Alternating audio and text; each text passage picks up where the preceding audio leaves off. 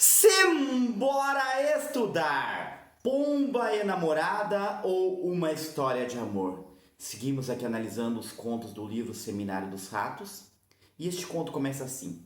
Encontrou pela primeira vez quando foi coroada princesa no baile da primavera, e assim que o seu coração deu aquele tranco e o olho ficou cheio d'água, pensou: acho que vou amar ele para sempre.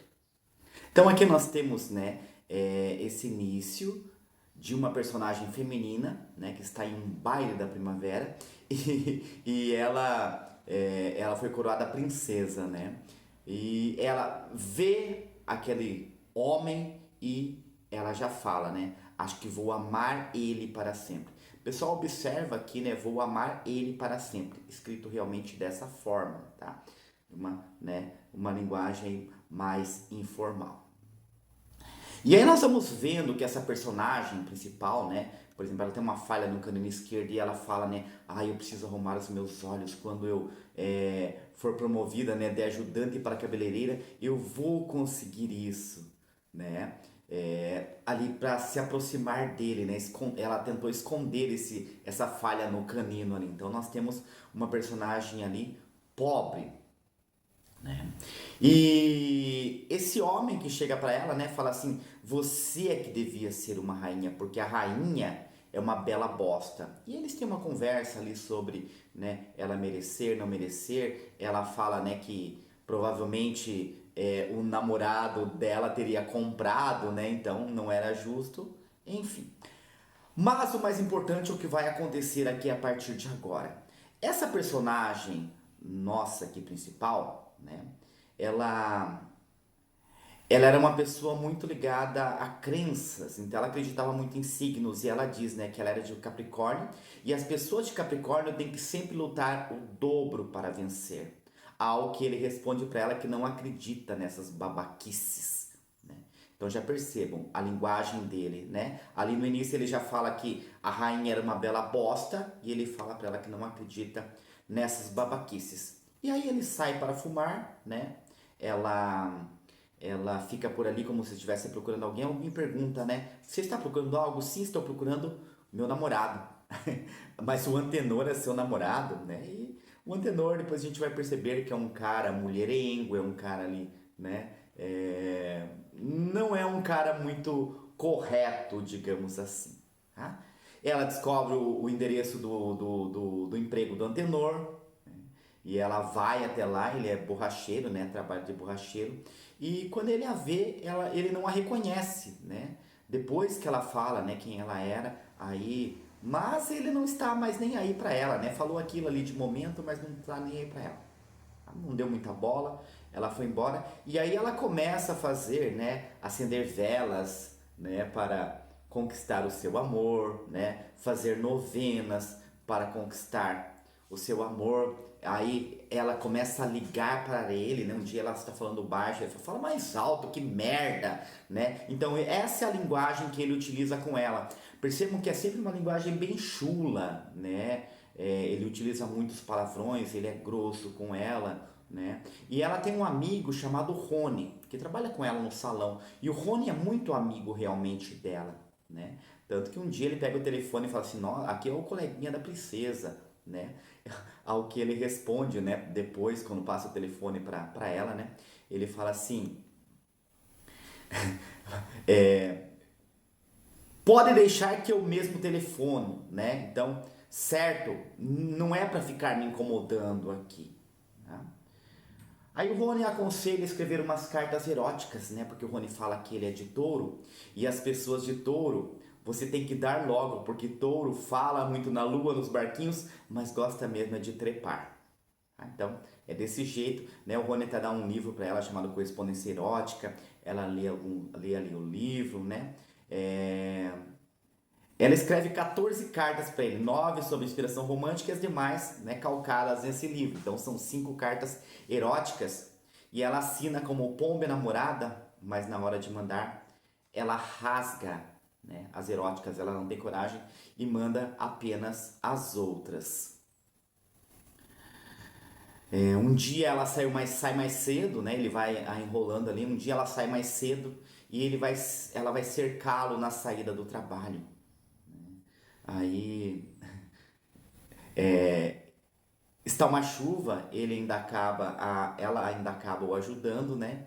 E no meio ele ainda solta, né? Essa filha da puta de chuva, ou seja, a linguagem dele é sempre cheia de palavrões, né? E ele ajuda, mas ela o ajuda, mas ele está ali naquela, né? Ele quer se livrar dela, ele não quer nada com ela e ela fica ali no pé dele, né? Até que ele fala: "Me tira da sua cabeça, pelo amor de Deus, né? Pelo amor de Deus, me tira da sua cabeça." Passa mais um tempo, o Rony fala pra ela, né, que o Antenor estava de casamento marcado, né? E aí ela desmaia naquele momento ali, né? Aí ela vai atrás de feitiços, né? Começa a fazer alguns feitiços, outros ela não tem coragem de fazer, né? E chega o dia do casamento, ela fica sabendo, né, que aquele dia ia ter o casamento e depois, né, da cerimônia religiosa ia ter ali uma despedida íntima, tal. Aí o que ela faz? Dessa vez não chorou. Foi ao crediário Mapping. Mapping é uma antiga loja de departamentos que existia em São Paulo, né? Principalmente em São Paulo, tá? Bem grande. Comprou um licoreiro, escreveu um cartão desejando-lhe todas as felicidades do mundo. Pediu ao Gilvan que levasse o presente, escreveu no papel de seda do pacote um PE bem grande, PE de pomba enamorada, né? E quando chegou em casa, bebeu soda cáustica. Saiu do hospital 5 quilos mais magra, amparada por Gilvan de um lado e por Rony de outro. Nesse momento aparece o Gilvan. O Rony é o amigo, o Gilvan é alguém que demonstra gostar dela, né? Demonstra um certo interesse por ela e ela acaba se casando com o Gilvan, tá? O Gilvan acaba sendo meio que uma salvação para ela, né? E aí ela engravida do Gilvan, quando ela engravida ela manda um postal, né, com vista do Cristo Redentor. Ele estava morando em Piracicaba, no interior de São Paulo, né? E ele mandou apenas para comunicar o quanto ela estava feliz numa casa modesta, mais limpa. Então ela estava querendo mostrar a felicidade. Do dia em que o Gilvanzinho, né, o filho dela, filho do Gilvan, né, eles vão levando a vida deles, né? Percebam que ela não consegue esquecer esse cara, né? Então no dia que o Gilvan fez 3 anos, né, ela escreveu uma outra carta desejando todas as venturas. No noivado da filha caçula, né, a Maria Aparecida, só por brincadeira entre aspas, né, ela sempre acreditou muito nisso. Pediu que uma cigana muito famosa lá deitasse as cartas. E a cigana, né, ela vai colocando as cartas, e nós chegamos ao fim do conto aqui. Então percebam que durante todo o conto, ela realmente, né, ela é uma pomba enamorada, tá? Ela fica o tempo todo ali, né, atrás dele e ela não consegue esquecê-lo e vai levando a vida com o Gilvan, mas sempre pensando naquilo. Quando a gente acha, né, que ela vai esquecê-lo, né, ela não esquece. E aí ela começa a jogar as cartas, né? Que vai chegar um homem, né? Num ônibus amarelo e vermelho. Ela podia até ver como ele era, né? Os cabelos grisalhos, a costeleta. Isso lembra muito é, a cena lá da cartomante, né? Lá da Hora da Estrela, da Clarice Lispector. Tá?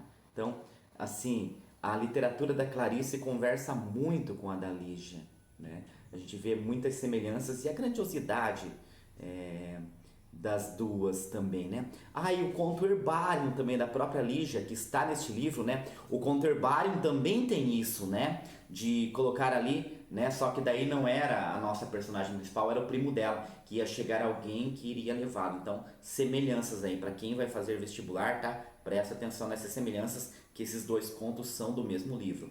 Herbarium, com a chegada do primo, e aqui, né, o Pomba Namorada com a chegada desse homem. E aí ela continua falando, né? Ela fala que o nome começava com A, né? Porque olha lá os ais de espadas que mostrava. Eu vou ler aqui pra vocês agora. Ela riu seu risinho torto, a falha do dente já preenchida, mas ficou o jeito. E disse que tudo isso era passado. Ela disse que tudo isso era passado. Que já estava ficando velha demais para pensar nessas bobagens. E aí você pensa, não, ela não vai dar bola, né? Mas ela vai. Mas no domingo marcado deixou a neta com a comadre. Percebam que ela já é avó, ela já tem neta e ela não esquece o Antenor. Tá? Para pensar nessa boba. Mas no domingo marcado deixou a neta com a comadre. Vestiu o vestido azul turquesa das bodas de prata. bodas de prata. Então ela já fazia mais de 25 anos que estava casada com o Gilvan. Deu uma espiada no horóscopo do dia. Ela sempre com aquela crendice, né, do horóscopo. Não podia ser melhor. Então o horóscopo também incentivava, né, para aquele dia, que aquele dia ia ser bom. E foi. E assim termina o nosso encontro, o nosso conto, ela indo para esse encontro, né? Ela indo esperar esse homem que chegaria, e o conto termina assim, em aberto. Beleza, pessoal? Espero que tenham gostado, tá? Por hoje é isso e simbora estudar!